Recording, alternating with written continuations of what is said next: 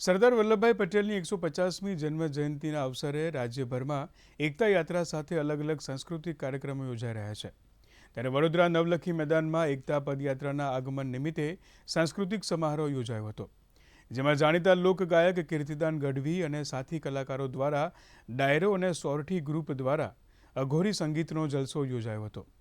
આ અવસરે કેન્દ્રીય મંત્રી મનસુખ માંડવિયા, સાંસદ હેમાંગ જોશી, મંત્રી જીતુ વાઘાણી, વિધાનસભા મુખ્ય દંડક બાલકૃષ્ણ શુક્લ, પૂર્વ સાંસદ રંજનબેન ભટ્ટ, મેયર પિંકીબેન સોની સહિત ધારાસભ્યો અને સંગઠનના હોદ્દેદારો ઉપસ્થિત રહ્યા હતા।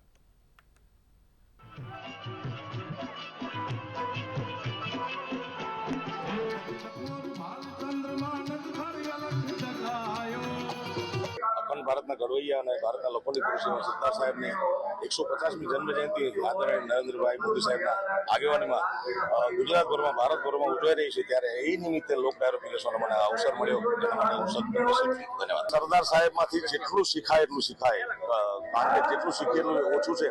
એ વ્યક્તિએ ભારત માટે પોતાની જાન રેડી દીધી, પોતાનું સર્વસ્વ લૂંટાવી દીધું। આપણે ભારત માટે શું કરી શકીએ એ સરદાર સાહેબમાંથી શીખવું જોઈએ।